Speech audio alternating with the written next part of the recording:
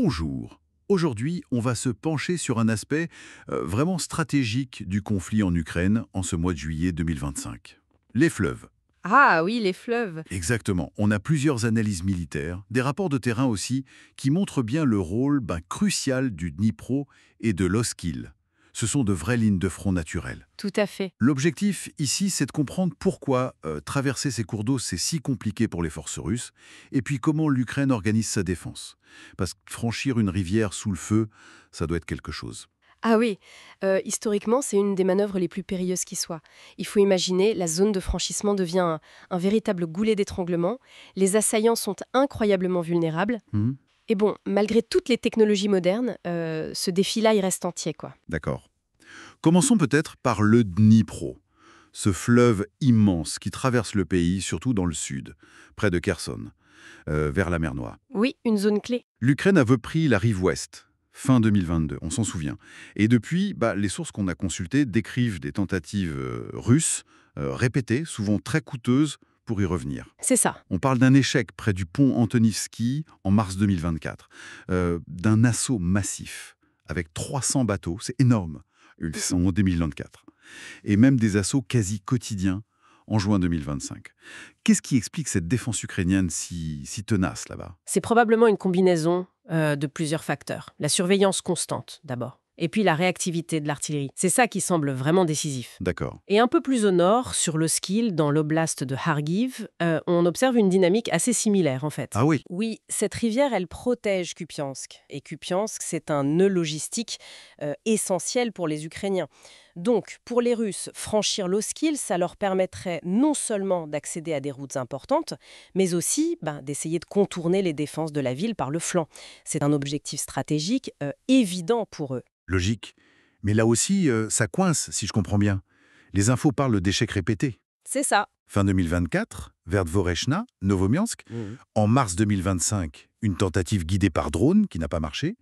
Plus récemment, juin 2025, ils ont réussi à établir une petite tête de pont près de Krasné-Perché. Oui, mais très précaire. Exactement. Trop précaire pour faire passer du matériel lourd. Et même une tentative d'installer un ponton en juillet dernier, ça a été déjoué. Ça suggère quand même des difficultés russes assez profondes, non? Tout à fait. Ce qui ressort des analyses, c'est, au-delà des problèmes qu'on peut imaginer de coordination ou des pertes qui affectent l'expérience des troupes. Oui, des recrues moins formées peut-être. Voilà, ce genre de choses.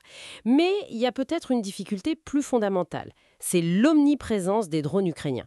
Pour la reconnaissance, mais aussi pour guider très précisément l'artillerie. Mhm. Ça transforme toute tentative de rassembler des forces ou du matériel près d'un point de passage en une opération extrêmement risquée. C'est presque une équation tactique qui leur est structurellement défavorable dans ce type de géographie. Et face à cette pression, on imagine une défense ukrainienne classique, mais les sources parlent aussi d'adaptation, d'innovation assez ingénieuse, non? Comment ils font pour renforcer cet avantage? Oui, effectivement, la défense n'est pas juste passive. On note un recours massif aux drones FPV.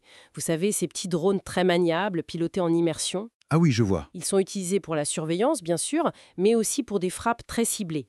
Il y a aussi l'emploi de navires de surface sans pilote, les USV, pour patrouiller sur les fleuves. D'accord. Et puis, pour contrer les tentatives de camouflage, comme les écrans de fumée, ils utiliseraient des capteurs thermiques et même des systèmes à fibre optique pour détecter des mouvements.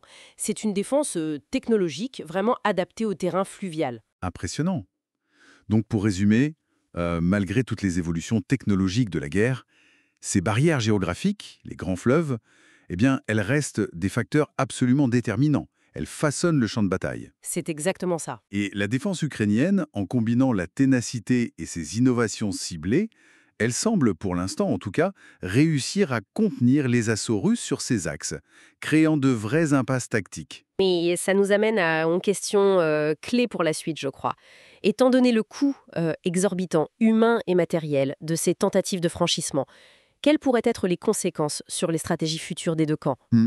Est-ce qu'on va vers une guerre d'usure encore plus marquée, avec des duels d'artillerie à distance, ou est-ce que les états-majors vont chercher des solutions radicalement différentes, peut-être en concentrant leurs efforts sur des zones où la géographie est disons, moins contraignante? C'est une interrogation majeure pour les mois à venir.